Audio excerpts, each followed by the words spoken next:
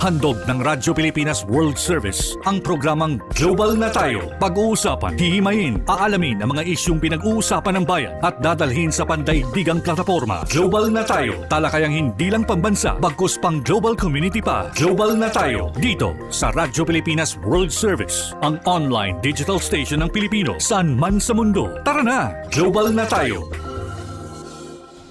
Muli po isang mapagpalang pagbati at welcome na naman sa isa pang edisyon ng programang Global na Tayo. Ang programang Global na Tayo hatid po sa inyo ng himpilang Radyo Pilipinas World Service. Ang himpilan po ito ay isa po sa mga himpilan ng Presidential Broadcast Service, Bureau of Broadcast Services. Ako po inyong lingkod, Ray Sampang. Kasama pa rin natin ng ating Global na Tayo team mula po sa ating production side, ang ating executive producer, Ms. Stephanie Vicente. Sa Master Control, sila Milo Jonella at Susan Aison. Sa ating Wirecast, si Justin. Kami po ay inyo napapanood at napapakinggan live sa pamamagitan ng ating Facebook broadcast. Sa inyo po mga Facebook browser, type lamang Radyo Pilipinas World Service. Ganyan din po sa ating YouTube channel. Sa inyo pong mga YouTube browser, Radyo Pilipinas World Service. And of course, sa iba't ibang panig ng mundo sa pamamagitan po yan ng ating shortwave broadcast. Gamit ang ating mga shortwave frequencies sa pamamagitan po ng mga pasilidad ng Voice of America. Ang ating pong mga shortwave frequencies para po sa ating Filipino service ay ang mga sumusunod. 9.920 MHz, 12.120 MHz at 15.190 MHz. And of course, hindi po magpapahuli dyan ang ating live audio streaming sa inyong mga cellphones. Pwede rin po nyo kaming subaybayan. I-download nyo lamang ang PBS eBox Radio app sa inyong mga cellphone, iPhone man yan or Android phone. Okay? At para po sa araw na ito ng ating edisyon ng programang Global na Tayo, dadako naman muna tayo. Unahin muna natin yung mga magandang kaganapan balita. Dahil nitong mga nakalipas na araw, especially kahapon, mamaya pag-uusapan din natin yan. Pero kahapon, siyempre alam ko nakatutok kayo doon sa Senateplex. Meron na naman nangyaring Senateplex kahapon dahil hindi na naman po dumalo o dumating ang mga majority senators natin kahapon. Ang naiwan lang sa Senate Plenary Hall ay ang ating mga minority senators. Okay, sige. Pero yun ang magiging deadlock sa Senado. Kapag hindi nagpunta, hindi sumipot yung majority, walang matatapos o walang magagawang trabaho ang Senado. Gayun din, kapag nagdesisyon din ang minority senators na hindi magpakita, wala ring magagawang trabaho ang Senate majority. Ang nahihirapan dito, ang kawawa dito, tayo, yung taong bayan. Dahil nga sabi ni Senator Win Gatchalian, maging ni Senator Erwin Tulfo, biruin ninyo, 25 million pesos a day ang ginagastos para sa operation, para lang makapag-operation ng Senado, para lang makapagdaos ng session. 25 million pesos. Sabi nga ni Senator Erwin Tulfo, ang sweldo ng senador, yung basic pay ng isang senador, ay nasa 300,000 pesos. 300,000 pesos. Kung i-divide mo siya by 30 days sa isang buwan, pumapatak kung tama na sa 10,000 pesos nga ang sinusweldo nila. Samantalang yung mga ordinaryo manggagawang Pilipino, nasa pribado man o nasa gobyerno, kapag hindi ka pumasok ng 2 araw ng walang pasabi, sigurado may memo ka or kukwestiyonin ka. Or pag wala ka ng leave credits, bawas pa sa sweldo. Di lalo na sa pribadong sektor, no work, no pay. Pag hindi ka pumasok, wala kang bayad. Di ba? Pero sa ganito ba mga pagkakataon, exempted ba dito ang mga senador? Kapag hindi pumasok, tuloy-tuloy lang ang bayad. Katulad ni Senator Bato de la Rosa, hanggang ngayon, nagtatago pa rin, hindi pa rin nagpa-participate. Ibig sabihin, tuloy-tuloy din ang kanyang sahod maski na hindi siya nagpapakita at hindi siya nagtatrabaho. Buti na lamang si Senator Jinggoy Estrada nagsabi, sinabihan niya ang Senate Secretariat na i-hold ang kanyang sweldo hanggat binubuno niya itong kasong ito, hanggat nasa kustodiya siya ng mga otoridad, hindi siya kukubra ng sweldo, naka-hold. Okay? Paano naman yung mga ibang senador na hindi papasok pero susweldo?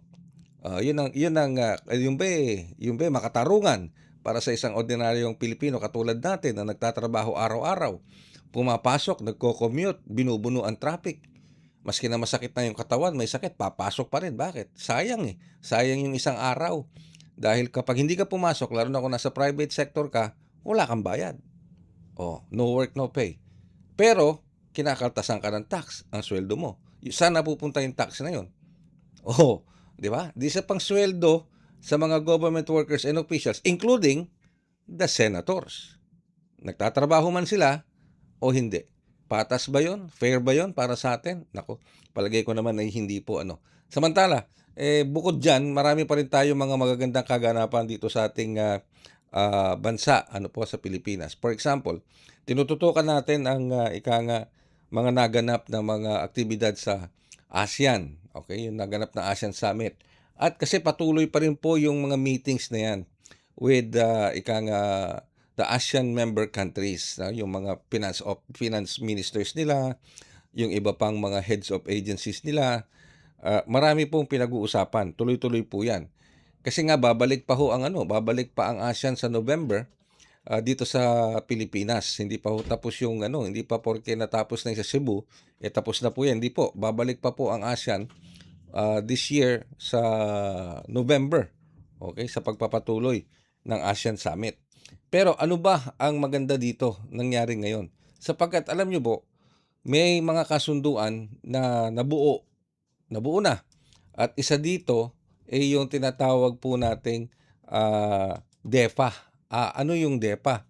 Yung pong DEPA, ang ano po doon is yung Digital Economy Framework Agreement o DEPA.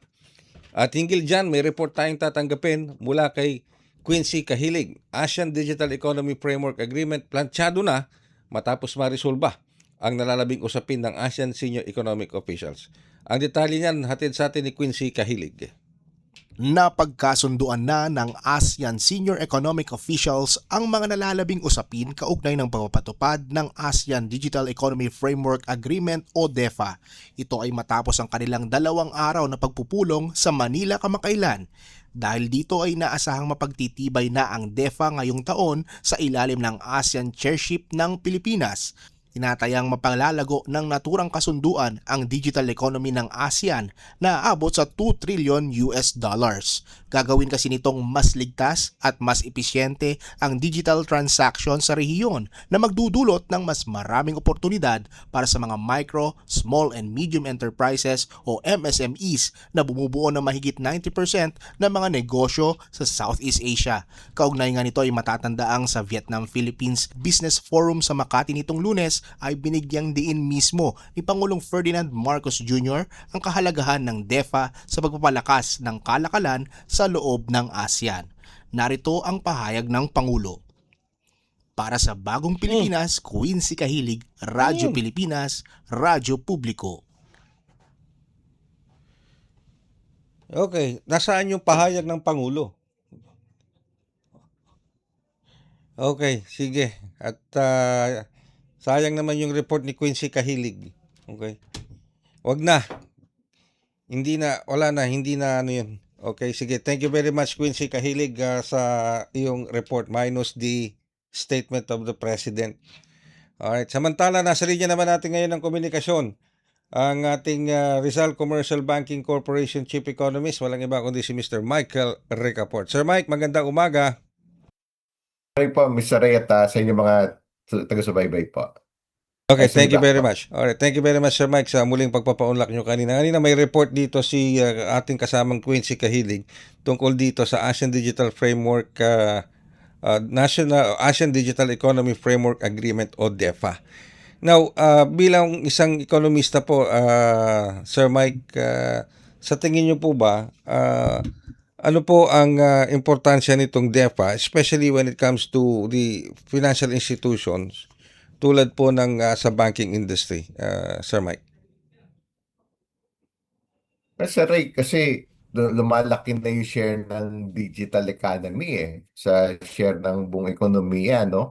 Parang papunta na sa mga around at least 5 to 10% ng ekonomiya yung digital economy. So, yun ang bagong ekonomiya, Sir Ray. Kaya kailangan talagang ano, no, yung kung may agreement man yung ASEAN sa napakaraming aspeto, bukod sa, halimbawa ngayon, enerhiya, food security, pati yung digital economy, kasi ultimo yung financial markets natin, no, nag-integrate na po yung ASEAN when it comes to yung mga bond market, yung mga stock market, yung mga pati yung economies themselves, no, parang inuunti-unti yun ng ASEAN, kasi ultimo yung mga free trade agreements natin, meron na tayong multilateral agreements jointly with other ASEAN countries. Say with China since 2010, over the past 10 to at least 10 years with Japan, with South Korea, with ano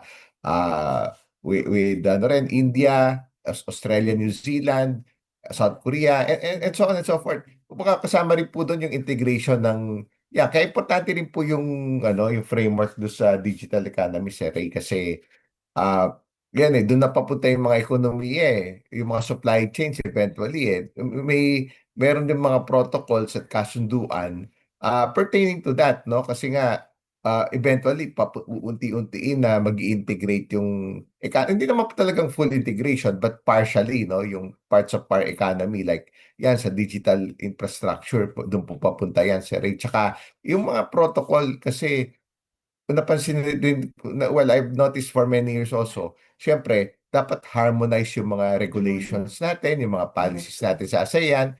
Alam mo, magmula 2020 pa, yung ASEAN Banking Regulation, integrated na po yun, no? Tapos, pati sa digital economy, Sir Ray, kasi eventually, we would become one big community di ba, we import and export to each other. So, yan yung traditional mode sa logistics pati rin po sir sa digital economy kasi mas magiging yung marketplaces digital na yung buyers and sellers within the region well initially within our country at eventually pati it would become a bigger community kung pa mas maganda mas maraming buyers mas maraming sellers in the sense na yung mga produkto natin maibebenta natin sa mas maraming customer or buyer, hindi lang sa bansa natin, pati sa ASEAN. So, kaya importante po yung ganong protocol, sir, kasi doon na po papunta yung mga ekonomiya natin, no? Whether we like it or not, yung digitization. Kumbaga, ano rin syempre, it doesn't end there, sir, kasi pag magtatransact tayo with our neighboring ASEAN countries, may mga dapat harmonize yung regulation. No, just like in many other businesses and industries, not just like banking. Siyempre sa payment system, sir, dapat may ano yan, standardized, no? Yung mga policies, taxation and so on, no? At yung iba pa po mga batas natin na yung mga policies natin, regulations natin regulating digital businesses and transactions, no? Whether business yan or otherwise.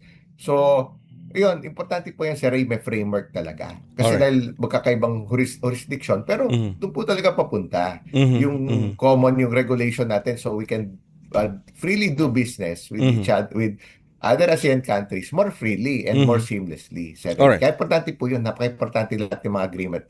Pero That's in foresight po you- yan, in anticipation po. Na lalaki pa po lalo yung share. Okay, pero do you think, Sir Mike, na the Philippines has enough digital infrastructure to accommodate this DEFA agreement na makakasabay tayo in terms of digital infrastructure?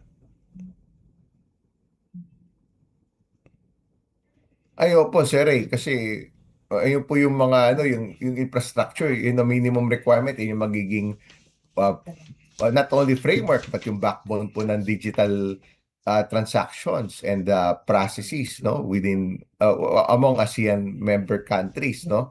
So dapat yun, may mga common na standards, may mga common na protocol, common na batas, common na regulation. Kumbaga yung lahat yan sa legal aspect, di ba? Kasi kung magkaroon ng kasi kahit nga tayo minsan dito, no? Ano yung mga parang dispute resolution, di ba? Yung mga yung mga how to better service yung mga buyers and sellers kung gusto mga returns, di ba? Yung mga return policy, yung mga ganun kasimple po, no? Pati rin yung rin yung mismong yung capability ng bawat bansa, no? Kung kaya na ba talaga digitally at magka-harmonize sila with other ASEAN countries. So, whole of country approach po yun in the sense na dapat, ngayon tayo, within the country, nagagawa natin yon seamless. Dapat ganun din po sa among different ASEAN countries. Dapat harmonize din po yung standards at may mga rin in place, no? Yung mga yung when it comes to customer service, dispute resolution, kung magkaroon man ng yung mga protection ng consumers, no? Protection din sa sellers, no? Syempre pati yung payment system dapat harmonize din 'yan, 'di ba? Kasi kung magbabayaran yung mga yung buyers and sellers, no? Kung international parang ano 'yan sa ngayon parang international trade 'yan, mga LCs. Ito gagawin nating digital eventually. So Yes. dapat malakas yung dapat makaka-catch up din tayo, kaya din ng digital infrastructure natin ma-cover, lalo pang may imperative na dapat malakas yung coverage nationwide, no? Even the far-flung provinces, far-flung areas, maka-integrate din sila and eventually maka-trade din, makapag-transact with other ASEAN countries, pati yung logistics po, sir, dapat consistent din po yung batas. Although ngayon, yung mga digital, yung mga online transactions, may mga country of origin yan. Sinusource na naman din natin yan. Not only in ASEAN, but in other neighboring Asian countries. So, dapat klaro po din yung lahat ng yun, no? Parang ngayon, kung seamless locally, dapat with our neighboring countries, syempre, iba-ibang jurisdiction, iba-ibang kultura, iba-ibang batas, pwede naman pong gawing harmonized, no? Kaya nga po, yung direction ng ASEAN, parang unti-unti na parang ginagawa doon sa yung European Union and European Community na inuunti-unti, hindi naman po talaga all parts yung harmonized, but parts unti-unti na we can already do business with each other seamlessly, no? Okay. And that would require then dapat solid yung infrastructure, sir, kasi sa financial markets, realistically, sir, yung sa financial markets, may pang gaps, pero it's moving towards that direction. We have bigger ASEAN community already, yung bond markets natin, yung stock markets natin. It just happened kasi, meron lang po mga batas na dapat magkakahawig na yung batas natin. Example, yung isang standout na batas, meron pa rin pong bank secrecy law, no? Kaya nga tinatrabaho yan ng lawmakers na i-amend din yan. Part of the reforms. Kasi isa na lang po yun sa mga issues. Dapat standardize na rin yung mga banking laws. Parang ginagawang po yan isa sa mga kondisyon para yung regulators, yung authorities, they have the similar flexibilities, no? Dahil magiging regionalized yung financial markets. Ganun po sila ka-exacting, no? Dapat yung banking laws na trabaho na po nila, at least the qualified ASEAN banks, the QABs as they call it since 2010, unified na po yung banking laws dito ng ASEAN member countries since 2020. Ganun din po sa digital framework, no, yung mga digital infrastructure natin, ganun din, syempre integrated po yun. Magta-transact yan, yung payment system, yung mga batas, protecting both parties, kung kailangan niyan ng mga dispute resolution, yung mga fallbacks, dapat nandoon din po in place. No? Okay. So talagang there's a lot of work to do. And yung kailangan i-harmonize yung mga batas natin, tulad nun yung binanggit natin na yung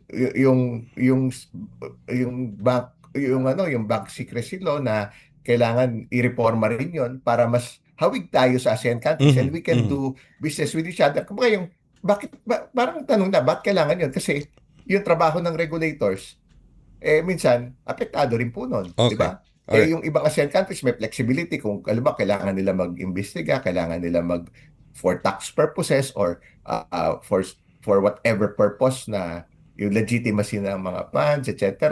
Kasi minsan dapat yung police powers dapat pare-pareho rin po, sir.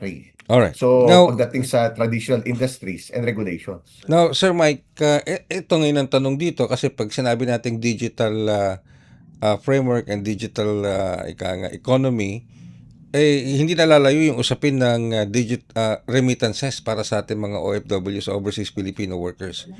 Yung digital remittance. Do you think this will greatly help yung ating mga OFWs pagdating sa remittances nila in terms of making it more easier and more accessible and probably even more lower prices kung sakasakali?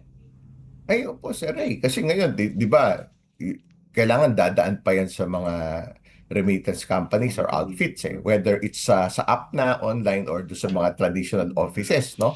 Kumbaga, yun yung mitiin talaga nun, Sir Ray. Uunti-untiin, magiging global community na tayo with common rules, common processes, no? At easier to transact and at a lower cost, no? Kumbaga dati, ano tayo, di ba, yung parang yung dito sa buong Pilipinas, di ba, ang dali na mag-transact dito among ourselves, no? Dapat internationally ganun din. Papunta. Pero syempre, may mga alituntunin diyan, may mga requirements din. Kaya may common, may mga kasunduan din naman na kung kasama po yun doon sa framework eh. Na dapat harmonize yung mga regulations, harmonize yung mga batas para kumbaga yung treatment parang local na rin eventually. Parang alam mo, yung magandang case in point yung sa ASEAN, yung mga biggest ASEAN banks, 'di ba? ASEAN members, may mga biggest banks na qualified ASEAN banks, unified na yung regulation. So kung mag-locate sila in any ASEAN country, ang treatment sa kanila parang local na rin. O kasi dahil naayos na po yung framework, Ray. Although it's not yet for everybody, parang nakapilot pa lang po yun doon sa mga biggest institutions na qualified, yung qualified ASEAN banks. So, ganun po yung magiging prinsipyo ng Sir Ray. So, eventually, kung mas mapapacilitate yung fund transfer, if you expand that worldwide, di ba? Magkasundo-sundo, it would make it easier. Kasi, dapat balansyado yung may mga batas eh. Kasi, we can understand the regulations. Halimbawa, yung when it comes to kailangan ensuring na legitimate yung sources ng funds, no? Kailangan matrace yan eh. Wala yung mga bawal. Kasi mahigpit din yung banking system worldwide eh. Okay. Although mas komplikado, Sir Ray, kasi may mga bansa na bawal. Halimbawa, Okay. yung mga Yeah. yung mga sanction na bansa, di ba? Tulad yan. Yun na nga tulad doon nila- yun na nga doon, Sir Mike eh. Kasi usually yung tulong nito, yung mga maring makita nating ninyong challenges, especially ng banking sector, ng financial market, itong sa pagpapatupad ng DEFA, lalo na sa aspeto ng personal information or data ng financial institutions na dadaan dito sa DEFA agreement. Do you see that kind of challenges, Sir Mike? Well, Sir Ray, kasi dapat susunod tayo dun eh. Kung may supranational na body, supranational regulator, na may police powers, no? So, dapat susunod po tayo doon yung when it comes to yung mga policies. Kasi parang yung know your customer, importante. Basic po yan, Sir Ray eh. Yung KYC na tinatawag, no? Kasi when talking about funds, making sure that it's legitimate, no?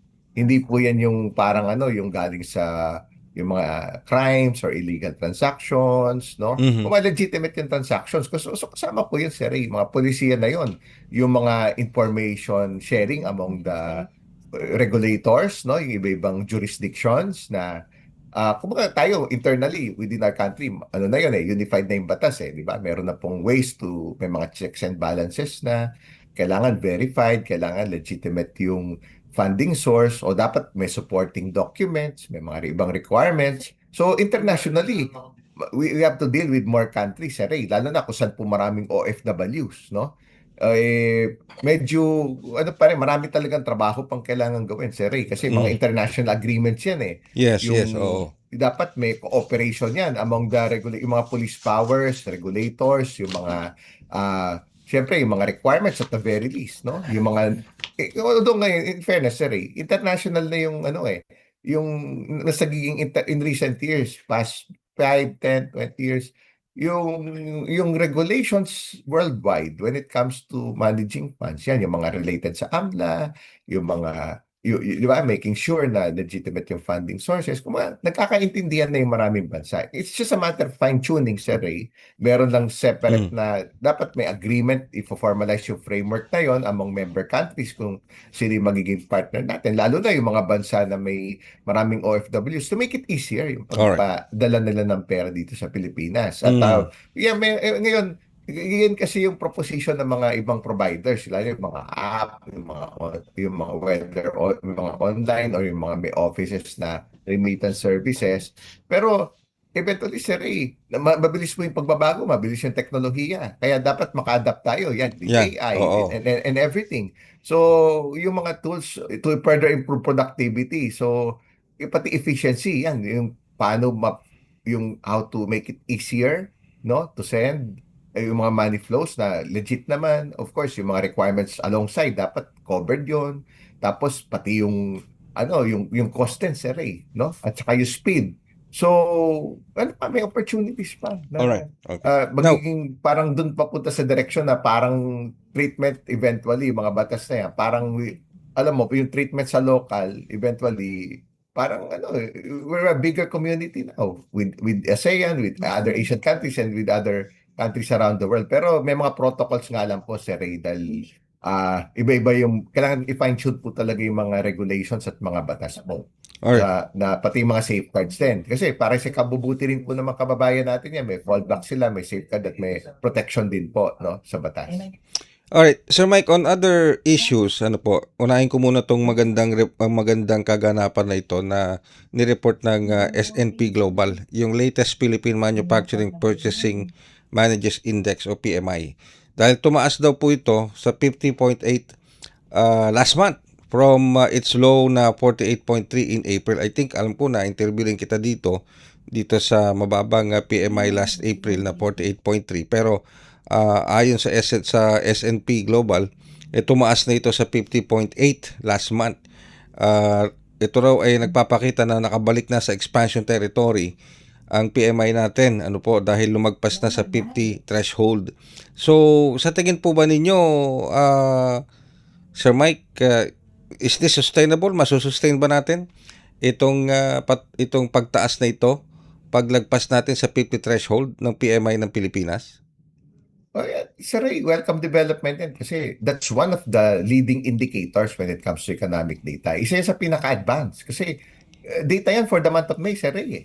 Kung saka makitang economic data na wala pa man isang buwan, yun yung indicator na showing improvement. Bumalik sa expansion mode yung manufacturing natin. Mhm. That's the highest in 2 months and also that's the highest in among 10 months. Kung nadaig niya pa yung halos this is among the best levels since like July 2025.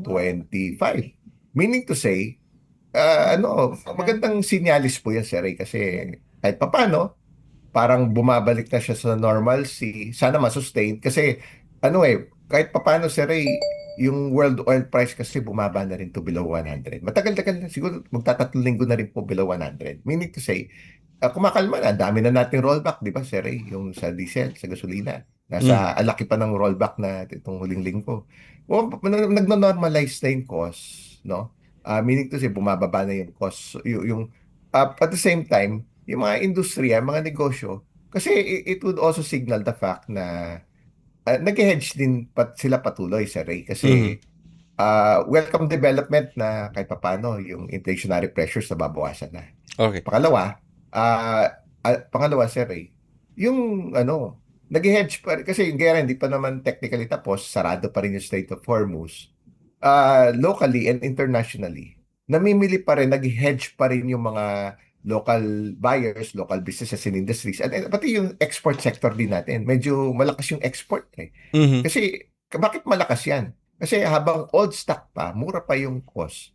Hedge lang ng hedge. Sige, bili na yan. No? I-cover na. Halimbawa, yung mga local industries natin, mura pa yung raw materials, yung inventory, bili na natin yan. So, pero at the same time, Sir Ray, kasi that also reflects, that's a mirror of yung confidence ng manufacturers. Alright. Meaning to say, bumabalik yung kumpiyansa. Nakatulong din yung front-loading ng purchases as a matter of prudence. Kasi ultimate yung bansa natin, nag-hedge din tayo ng importation requirements eh. O habang mura yung langis, sige, mag-angkat din tayo ng langis habang mas mura from many other sources and countries. Babawasan naman yung reliance natin sa Middle East, no? Yan, meron ng shipment from the US, meron ding shipment from Japan, and inallow yung purchase sa Russian oil. Ganun Yes. din yung local industries natin. Alright. Nag-hedge din sila ng mga requirements sila for raw materials, mga finished goods, mga inventories. So, at the very least, masigla pa rin yung negosyo. Mhm. Kahit sabihin natin nagpa-front load sila, nag-hedge sila, masigla pa rin yung negosyo sa manufacturing, whether Alright. it's for the local market and for the export market. Alright, Kasi pero kahit paano, oh, nakatulong din sa exporter yung, di ba yung peso nasa 61 levels. Nakatulong din yan sa export, yung mga exporter natin, yung mga earning in dollars, no? Kasi from the point of view of the world, mas affordable yung mga produkto natin na ina-export. Kaya mhm, masigla po yung export sector, bukod po dun sa hedging din yun. okay. Pero Kahit paano, sir, despite this positive news from S&P, ayon po din sa S&P Global, ang assessment nila, malaki pa din, Sir Mike, ang problema pagdating sa supply chain. Paano po ito dapat tugunan upang masustain natin yung PMI growth? Yun, tama sir kasi sarado pa yung Strait of Hormuz, no? Ito yung global ito, no? Sa buong mundo. That's 20% of the world's oil. Mula may 3 buwan na yan. Wala tayong choice yan, wala tayong control dyan eh. Kontrolado ng Iran. Nag-uusap yung US and yung Iran, no? Medyo elusive pa yung agreement, no? Pero kahit pa paano sir kahit sarado yun, 25% of the liquefied natural gas accounted din, dumadaan din sa Strait of Hormuz. Kasi yun yung raw material for fertilizer, kaya nataas din yung fertilizer price eh. So, going forward, sir kung magkasundo sila, si Trump, Mhm, optimistic, may gitsang buwan na eh. Kung mhm. mabuksan niya, sir parang nabunutan tayo lahat ng tinik. Okay. Kasi bababa pa lalo yung presyo ng Mhm, yung global supply chain. mhm. Mag-i-improve yan. Although ngayon, Pero sige, realistically, okay. go ahead pa, sir Pero Sir Mike, ganito, may tanong kasi sa akin na pag-uusapan namin kahapon. Okay, tumaas ang PMI, yung manufacturing index natin, meaning the manufacturing sector in the Philippines was able to manufacture a lot more on a certain period of time. Pero ang tanong, do we have enough consumer spending power para bilhin itong mga na-manufacture ng ating industriya, lalo na sa likod ng kaharap nating inflation ngayon, Sir Mike?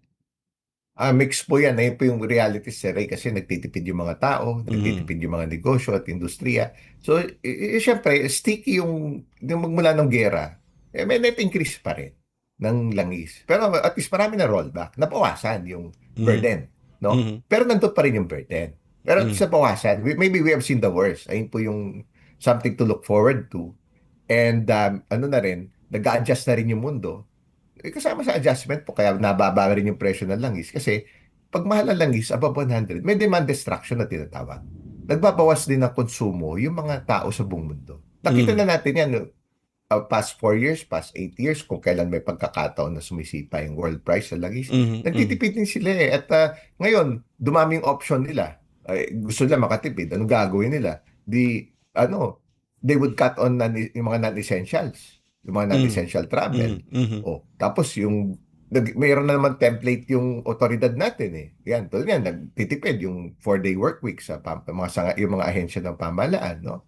Tapos para makatipid sa enerhiya, yung mga tao, sige, try silang medyo affordable na yung solar power, no? At the household level, business level, institution level. Dati wala yan. Bumaba na yung presyo ng teknolohiya niyan, no? So, yun, isa sa mga solusyon yun, no? Pati sa nag-electric vehicle sila, nag-hybrid vehicle. So, ay po yung mga pero sir, realistically, dahil may net increase pa rin ng gasolina, mga around 70% pa rin yung tinas ng world crude oil price eh. So, nagka-cut sila sa mga non-essentials, yung mga Mhm. nile-let go nila muna yung mga big ticket items na hindi importante, yung mga luxury items na hindi Mhm. importante, Mhm. no? So, kaya syempre mabagal yung demand sa ibang produkto at Mhm. serbisyo sa Mhm. ekonomiya dahil sa pagtitipid nila. Ay ba yung mga bakasyon, yung mga hindi mo importante na purchases, yung mga ibang luho, nababawasan yun, sir, kung pwede naman i-let go. Alright. So, pag inireplicate niyan sa maraming tao, maraming negosyo, kahit yung mga negosyo, ganun din. Tumaas bigla yung cost of production nila, yung mga pertaining, yung apektado ng pagtaas ng langis, yung transport cost, yung raw material cost, lalo na kung petroleum or oil-based yan, mga ano yan, di ba? Yung mga raw materials sila na based sa petroleum, based sa mga plastics, moldings na galing sa petrochemical, fertilizer prices. So, nagka-cut back po sila. Nga po yung danger din doon, Sir Ray. Yung mga malakas na negosyo and industry, kaya nila i-absorb. Paano, what if kung mahina yung, to start with, even before the war, medyo mahina na yung negosyo or industry, meaning to say, they don't have the pricing power they cannot pass on the higher cost of production, they cannot raise prices. Ayun po yung medyo baka magka-loss sila yung mga negosyong medyo walang pricing power. Bakit po wala sila masyadong pricing power? Kasi maaring may competition sila locally, may competition sa imported. Kaya hindi rin sila basta-basta makataas ng presyo. Kasi syempre, in reality, itatry nila ipasa yung mataas na cost dahil nga doon sa Okay, mataas ng presyo ng petrolyo Okay. at ibang apektong pag nireplicate, may danger din na pag mahina na, baka mag-cut sila ng cost pati ng trabaho rin. No? Kaya yun po, hindi lang naman sa atin, buong mundo po yan, sir. Talagang babagal yung world economy, yung consumption spending babagal. Kasi yan po yung transition eh. That's really the pain.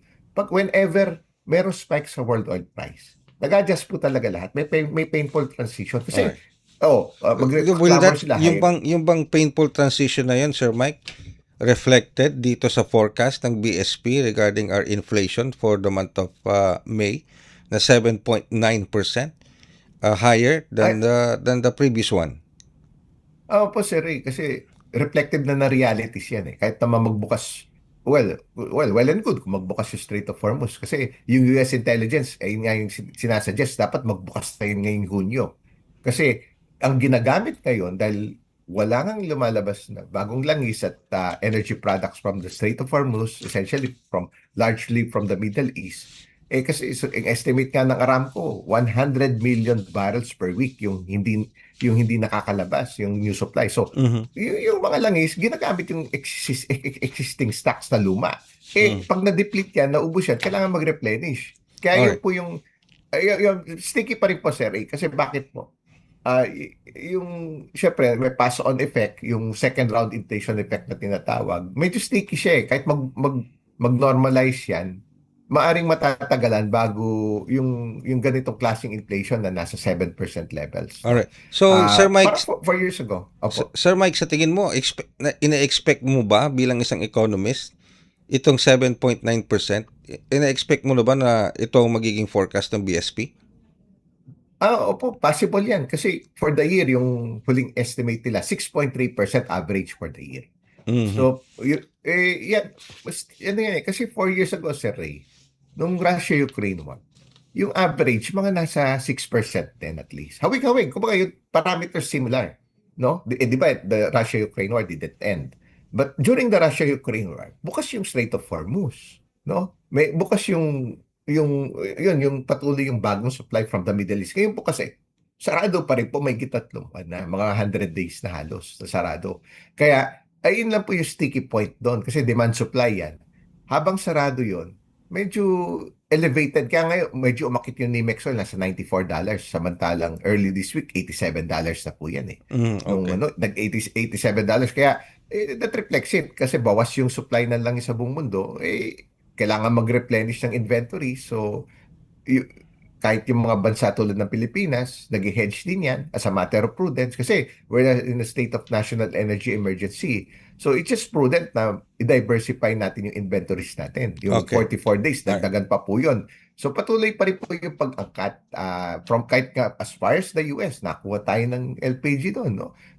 That's just a matter of prudence kasi mahirap din naman yung maubusan. Hindi naman siguro maubusan basta-basta kasi there's still 80%. Mahal nga lang po yung presyo. Kaya, yun po, Sir Ray, hawig doon. Kasi noong Russia-Ukraine war, yung peak ng inflation, 8.7%. That was January of 2023. That's 11 months after the Russia-Ukraine war. Bukas yung Strait of Hormuz noon. Kaya hindi na tayo magugulat, Sir Ray. Kasi nakaambag din po yung sa exchange rate. Like, since the start of the war, almost 7% din yung tinaas ng dollar versus the peso. So, palitan pa lang po ng pera, pag mag-import tayo, dagdag po kaagad sa presyo yun. No? Hindi Okay. on top of the presyo ng petrolyo, yung produkto na inaangkat natin, palitan pa lang ng pera, dagdag almost 7% na for Alright. more than 3 months. Alright. Kaya hindi nakataka-taka, Sir Ray. Nandoon yung may consistency mathematically naman po. No? Kaya kailangan yun talagang medyo taste tayo. Huwag tayo masyado umasa sa import. Structurally, gamit pa rin tayo marami renewables para hindi tayo import ng import. Ayun po Okay. yung takeaway doon. Sige. Pero nakinabang naman yung mga nakita na, yung kumikita ng dollar, yung mga may-ari ng dollar, yung mga foreign investors, foreign tourists, yung mga BPO, exporter, OFW families, windfall sa kanila yun. Almost 7% dagdag Okay. sa pinapapalit nila. Well, Kung mix naman, sige. yung ibang bansa, ganun din naman eh. Yung sitwasyon nila, magkakahawig naman yung sitwasyon natin eh. yun ang mga nakikinabang. Siyempre, yung mga nag-import, mas mahal. Kaya lesson doon, huwag tayong masyadong, bumili tayo yung produkto natin. Huwag tayong Alright. That's palawigin, nice. huwag tayong umasa sa imports palagi. Mhm. Mag-export tayo mas marami para mas dagdag kita yung mga dollar earnings. Yan. Kaya Alright. sila po yung nakikinabang. Okay. Two stories, no? Two schools of thought, two stories in Mm. this kinds of situation. May nakikinabang, meron din tumataas yung cost. Yan yung inflation na nagre-reflect po. Alright. With that, Sir Mike, maraming salamat as usual sa pagbibigay mo ng oras sa amin at pagbibigay ng linaw at detalye dito sa mga matters being discussed. Thank you very much, Sir Mike. Opo, maraming salamat po, Mr. Reyes, at sa inyong mga taga-subaybay. Always nice to be back. Gandang umaga po sa inyo lahat. Ang ating pong RCBC Chief Economist, Mr. Michael Ricafort. Magbabalik po kami makalipas ang ilang paalala. Matagal nang mailap ang internet sa maraming lugar. May mga gurong handang magturo, mga batang puno ng pangarap. Ngunit kulang sa internet connection. Kaya sa utos ni Pangulong Ferdinand Marcos Jr., kumilos ang Department of Information and Communications Technology at ang Department of Education para magkaroon ng internet ang mga paaralan sa mga liblib na lugar. Noong nakaraang linggo, dinayo ng Pangulo ang Island School sa Binuangan Elementary School sa Ubando, Bulacan para tingnan ang estado ng koneksyon. Nakita ng Pangulo, maayos na ang internet. May laptop at tablets na ngayon na dati mahirap makarating sa mga isla at liblib na komunidad. Ang buong budget ng DepEd na napapakinabangan ho ng lahat ng stakeholders mula Batanes hanggang Tawi-Tawi. Maging mga paaralan sa Basilan, dinayo ng DICT at unti-unting nagka-internet ngayon. Kasama po namin si Secretary Henry po. Si Sec. Asa na si sir?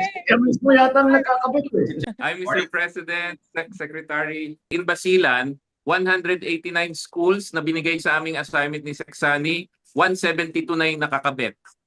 Dahil ang internet sa mga paaralan ay hindi lang basta signal, isa itong tulay para mas mapalapit ang kaalaman sa bawat silid-aralan. At sa bawat paaralang nakokonekta, may mga batang mas nabibigyan ng pag-asa.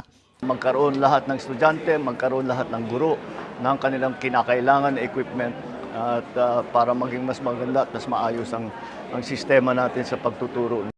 Sa buong bansa, tuloy-tuloy ang trabaho. Isa-isang inaayos sa mga bagay na magpapagaan sa buhay ng ating mga kababayan. Para ang edukasyon ay mas maging abot kamay ng bawat batang Pilipino, anumang isla o lalawigan sa bansa.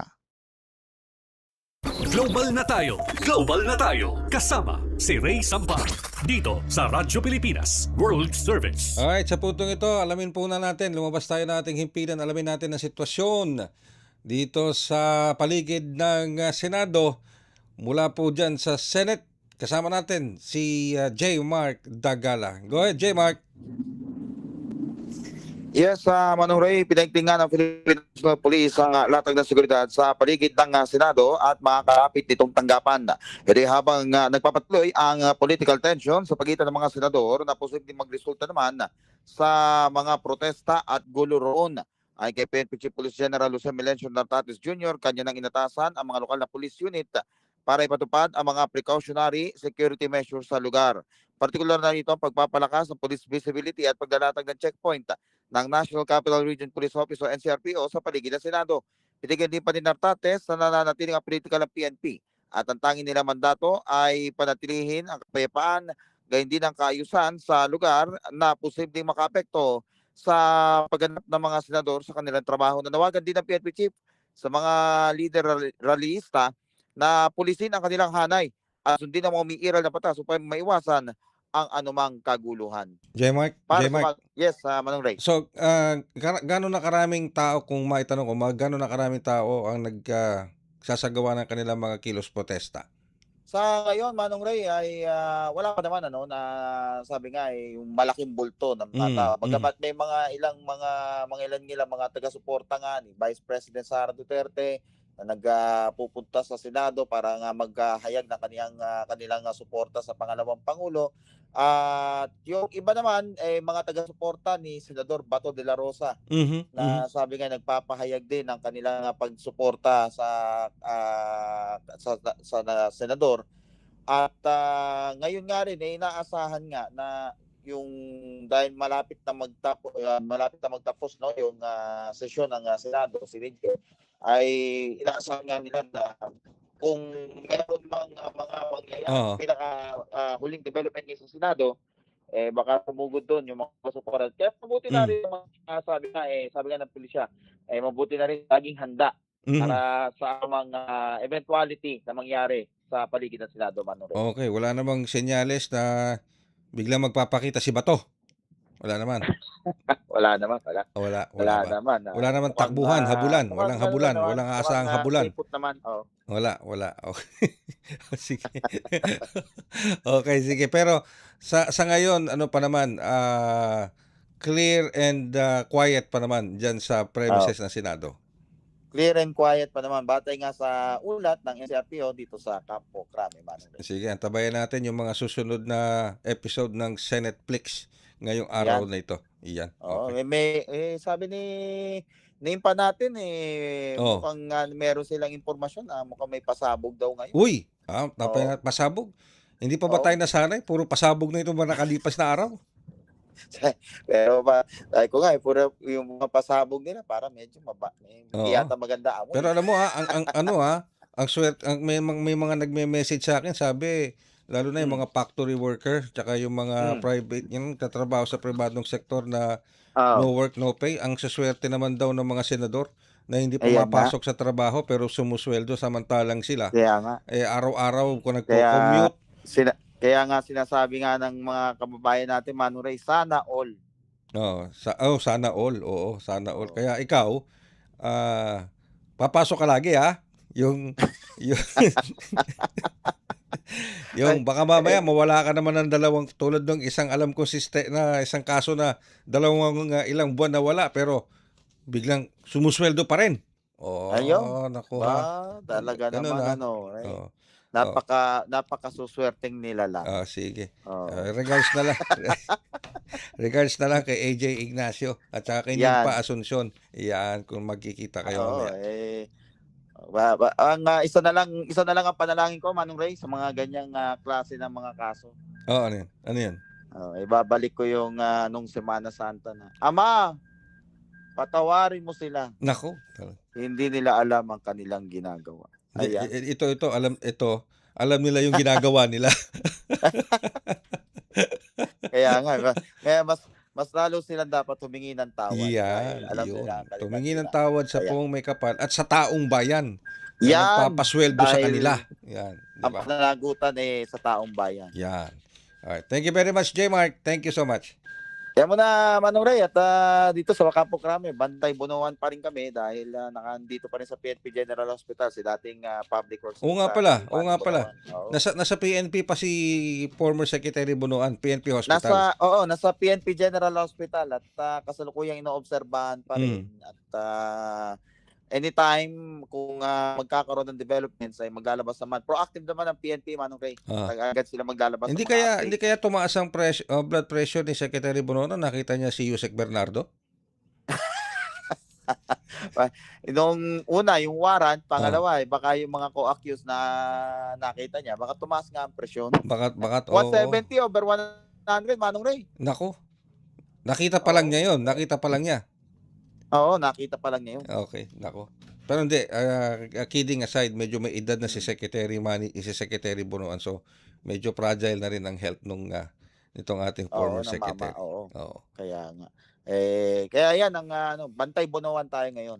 Sige. Sa Campo Crame. Yan muna, Manong Ray, ang balita para sa Radyo Pilipinas World Service. J. Mark Dagala, Radyo Pilipinas, Radyo Publiko. Yan po yung report ng ating kasamang si J. Mark Dagala. So hindi lang sa Senado ang tinututukan niya, pati dito sa Philippine National Police Hospital kung saan naka-confine po, hospital arrest si former DPWH Secretary Manuel Bonoan. Kasabay niya kasi dyan na-issuehan ng warrant of arrest si Senator Jinggoy Estrada. Ayan. Dahil nga po sa mga anomalous flood control projects. Magbabalik po kami makalipas ang ilang paalala. Anak, bakit bukasan naman ba ang mga ilaw? Piyesta ba ngayon? Ang ventilador, patayin pag walang tao, ha? Hugutin yan pag walang nagamit at may konsumo yan na. Anak ba kayo ng mayaman? Sino ba nagbabayad ng kuryente dito, ha? Hugutin ang appliances kapag hindi ginagamit. Pag nagtipid, bawas bill mo. Magandang araw, si Dingdong Dantes po ito. Dahil taon-taon tayong binibisita ng bagyo, kailangang handa tayong harapin ito. Naalala ko si Mami, meron siyang isang envelope kung saan nakatago ang mga importanteng dokumento para madaling kunin at dalhin kapag may bagyo. Ang misis ko naman, may nakahanda palaging emergency go bag na may lamang damit, gamot, pagkain, tubig at pera na kasya hanggang 3 araw sakaling kailanganin namin pumunta sa evacuation center. At syempre, ang toka ko, bago pa dumating ang bagyo, sinisilip ko na kung may mga butas ba yung bubong o ang ibang parte ng bahay na kailangang i-repair. Nakamonitor din ako sa updates ng Pag-asa tungkol sa bagyo. May kanya-kanyang responsibilidad sa bahay para sure na ligtas ang buhay. Dahil #panatag ang may alam.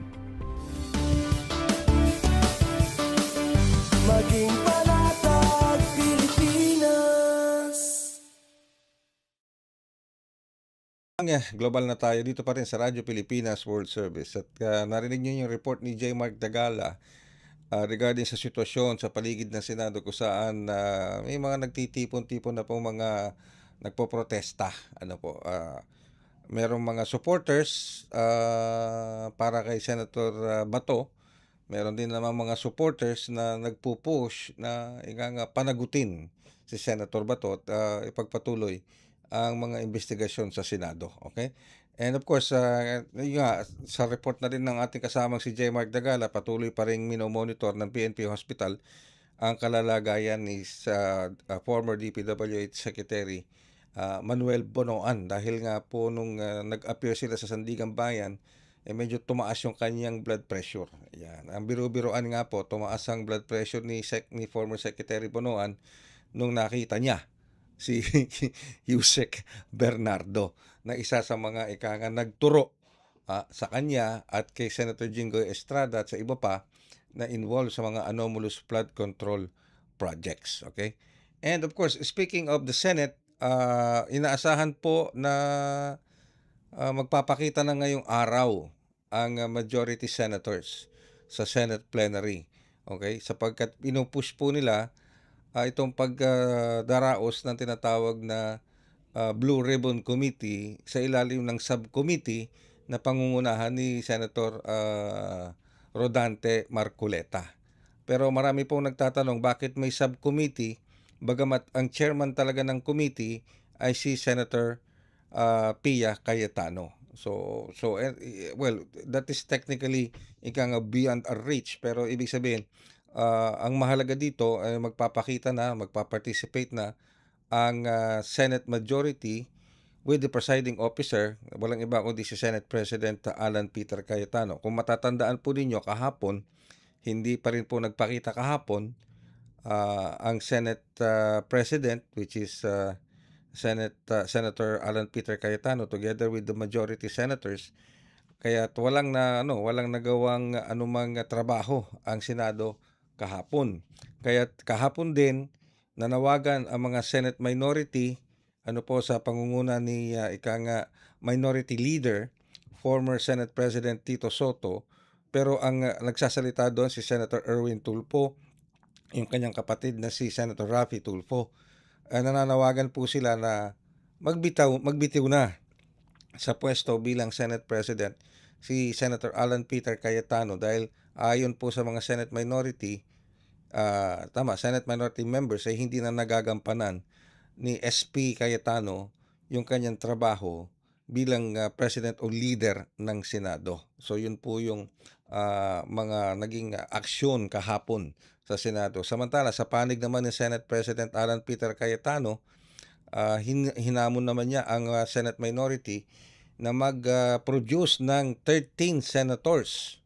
At kapag nakapag-produce na po ng 13 senators ang minority, lilisanin niya at bababa siya sa pwesto bilang Senate President. Yun naman ang naging pahayag ni Senate President Alan Peter Cayetano. Sabay himok pa rin sa mga Senate minority members na maging independent.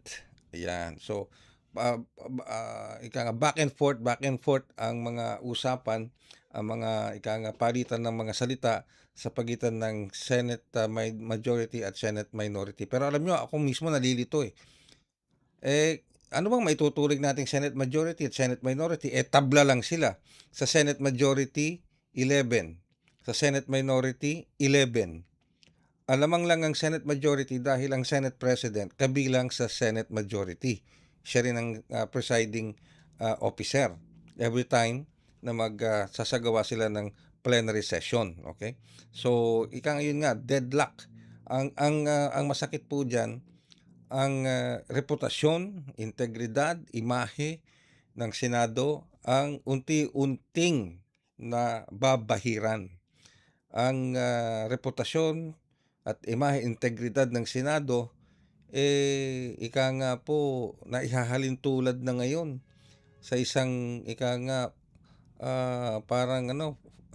fanfare show. Sabi nga, kaya nga minsan natatagurian silang Senate flicks. Sana nga po makagawa ng hakbang ang mga senador natin, whether they belong to the Senate majority or Senate minority, na maibangon ang imahe at reputasyon ng Senado. Because the Senate has a sterling reputation. It has proven na nung mga nakalipas na dekada, especially nung mga panahon ng mga naunang senador, talagang mataas ang pagtingin ng taong bayan sa Senado. Okay? And of course, yun pong inaantabayan na natin, sana wag makaapekto nga po dito sa pagdaraos ng tinatawag na impeachment trial laban kay Vice President Sara Duterte. Sabi nga po, mataas ang naging survey tungkol dito na gusto nilang maidaos, maiproseso whether or not guilty or not guilty ang Vice President dito. Hindi yun ang pinag-uusapan. Ang gustong mangyari ng taong bayan, karamihan ng taong bayan, gustong makita na maipagpatuloy, maidaos, maidaan sa proseso ang impeachment trial. Okay? Whether ano man ang maging verdict dito, guilty ba or dismissal nung charges laban sa Vice President. With that, kami po ay magpipinid na ng isa pang edisyon ng programang Global na Tayo. Sa ngalan po ng ating mga nakaagapay sa ating Global na Tayo team sa production side, ng ating executive producer, si Ms. Stephanie Vicente. And of course, sa ating master control natin, si Milo Junela, kasama pa rin si Susan Aison. At sa Wirecast, katuwang naman natin si Justin. Antabayanan po mga susunod pa natin mga programa dito sa Radyo Pilipinas World Service. Antabayanan po ninyo ang English Service Program ng Radyo Pilipinas World Service. Muli po, ako yung lingkod, Ray Sampang. Maraming salamat hanggang sa susunod na edisyon ng Global na Tayo. Handog ng Radyo Pilipinas World Service ang programang Global na Tayo. Pag-uusapan, hihimayin, aalamin ang mga isyung pinag-uusapan ng bayan at dadalhin sa pandaigdigang plataforma. Global na Tayo, talakayang hindi lang pambansa, bagkus pang global community pa. Global na Tayo, dito sa Radyo Pilipinas World Service, ang online digital station ng Pilipino saan man sa mundo. Tara na, Global na Tayo.